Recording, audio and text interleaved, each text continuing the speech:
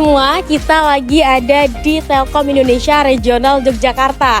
Nah, di sini kita akan mewawancarai tentang peran dan fungsi marketing public relations dari Telkom Indonesia Regional Yogyakarta. So, kalau kalian penasaran, ikuti terus keseruan kita ya.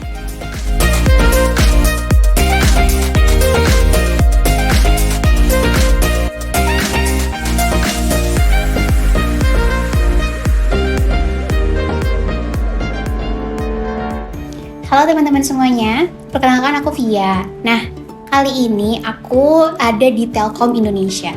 Dan aku nggak sendiri tentunya. Ada Mas Aufa juga. Halo Mas Aufa. Halo. Nah, Mas Aufa mungkin boleh memperkenalkan diri terlebih dahulu. Oke, perkenalkan, nama saya Ibnu Abi Aufa. Saya selaku akun manajer Telkom Indonesia di Retail Yogyakarta, divisi Enterprise Service. Di mana divisi Enterprise Service adalah divisi yang menghandle corporate seperti misalnya WAD ataupun BUMN di Yogyakarta. Seperti itu.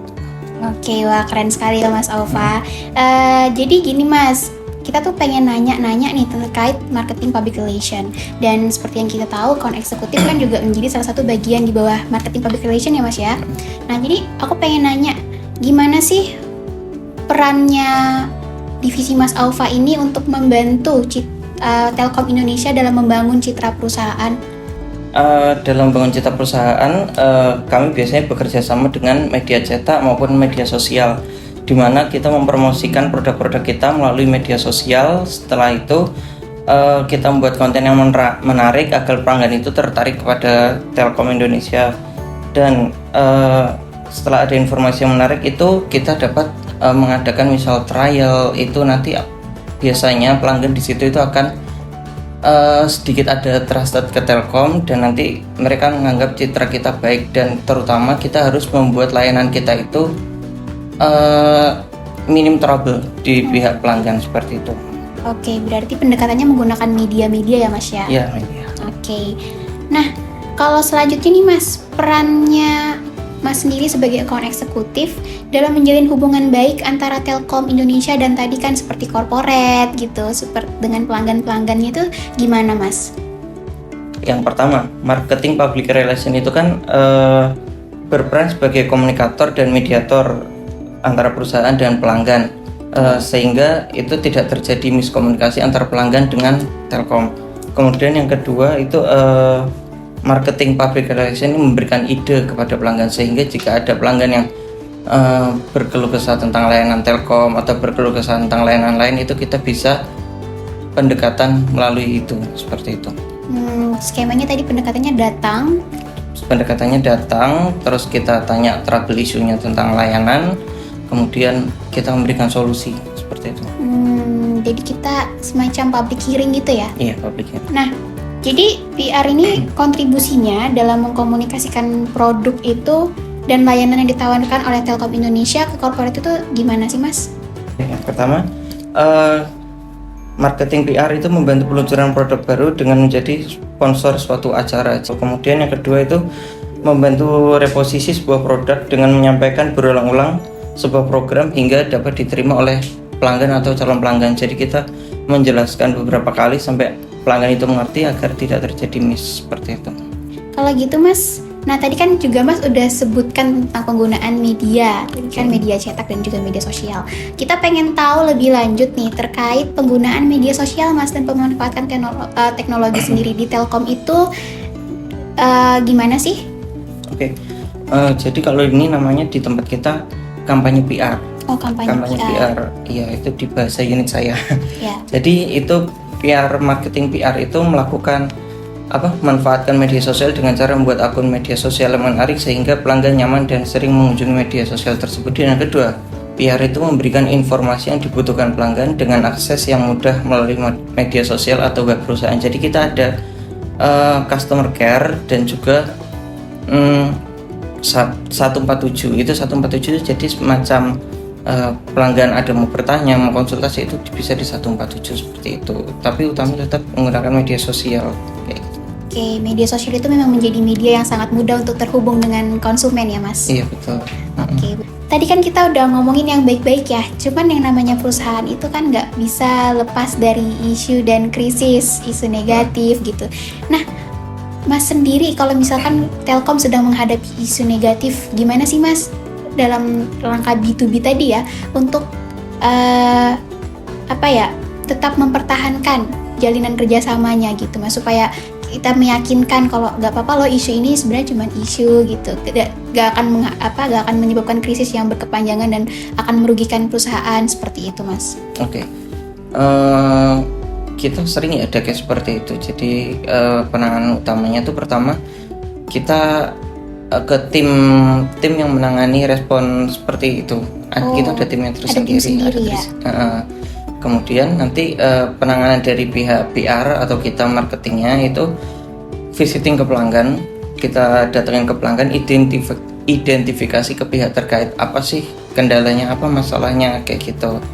Kemudian kita eskalasi ke tim setelah kita mendapatkan, misal kita dapat feedback dari pelanggan itu gangguannya Mas seperti ini. Oke, kita eskalasi ke tim terkait.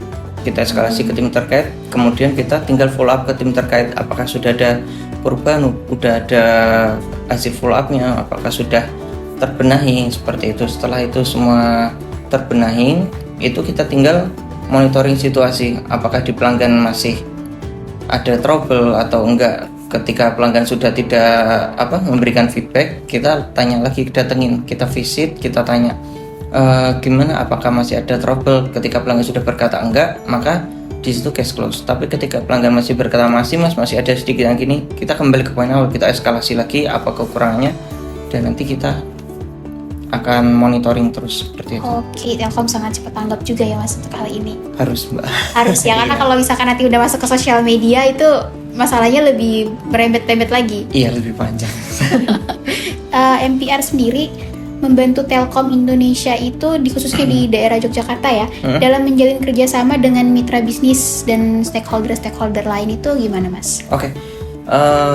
Marketing Public Relation itu membantu sebagai media komunikasi perusahaan, membantu mengatur kesepakatan MOU dan sebagai evaluator dalam kerjasama seperti itu. Nah, sekarang kita tanya ke strategi nih Mas. Jadi saya pengen tahu strategi MPR yang digunakan Telkom Indonesia untuk mencapai tujuan khususnya dalam awareness itu seperti apa sih Mas? Oke. Ada beberapa poin ya Mbak. Yang pertama itu melakukan publication perihal produk-produk yang dimiliki Telkom Indonesia. Kemudian yang kedua itu mengadakan event yang dapat mempromosikan produk Telkom Indonesia, semisal kayak bazar atau event kayak gitu-gitu. Kemudian yang ketiga, bekerja sama dengan media-media untuk membuat berita promosi tentang produk Telkom Indonesia. Mau nanya lagi nih Mas, tadi kan kita udah tanya ya berbagai strategi, cara gitu. Kalau sekarang lebih ke pengukuran efektivitas atau keberhasilan dalam strategi MPR itu apa yang dilakukan gitu Mas? Di kita tuh ada 3. Yang pertama, pelanggan visit ke gerai-gerai terdekat untuk mengetahui lebih lanjut perihal produk tersebut.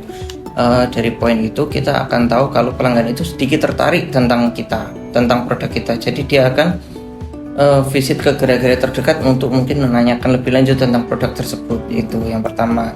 Kemudian yang kedua, pelanggan sering mengunjungi sosial media milik perusahaan untuk mengetahui lebih dalam tentang produk yang ditawarkan.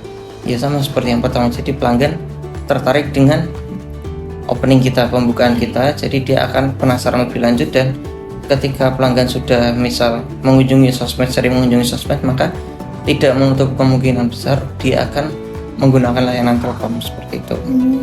Kemudian yang ketiga itu pelanggan setia dengan produk dan ikut mempromosikan produk tersebut di masyarakat melalui word of mouth atau media sosial gitu. Jadi ya mouth lah seperti itu. Seperti itu. MPR itu kan CSR itu salah satu hal yang penting ya. Nah, jadi saya mau nanya nih terkait perannya dalam CSR itu gimana sih? Oke. Peran dalam CSR itu